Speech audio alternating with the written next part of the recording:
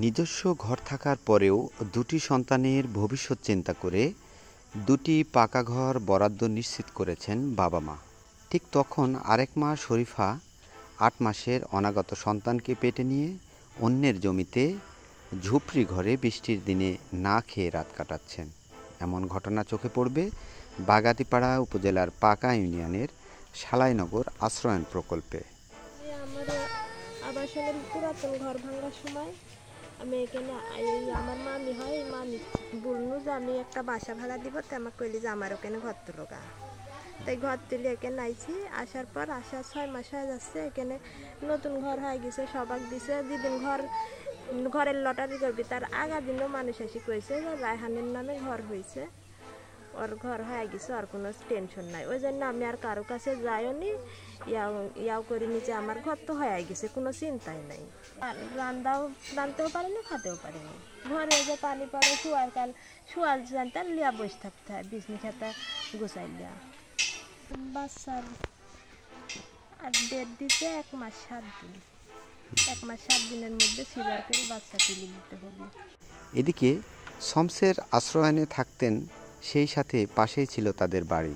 কিন্তু নিজেদের বাড়ি থাকা সত্ত্বেও ছেলে নয়ন এবং মোহনের ভবিষ্যৎ চিন্তা করে দুটি পাকা ঘর বরাদ্দ নিশ্চিত করেছেন তারা।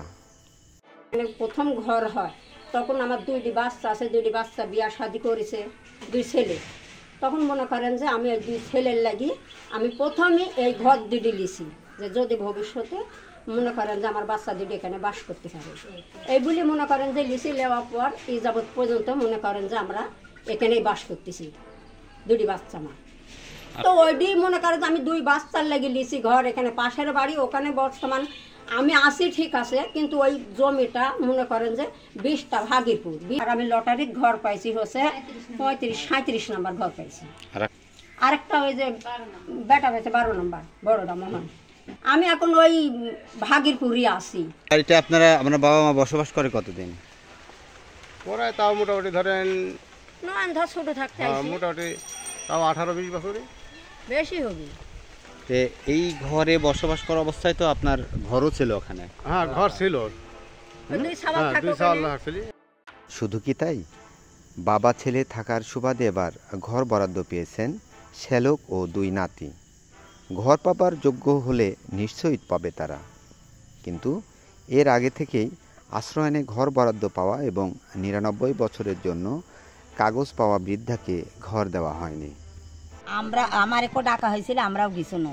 যাওয়ার পর সবলার হাতে হাতে কাগজ দিছে, আর আমারে কয়েকজনের 3-4 জনের হাতে কাগজ দেয়নি।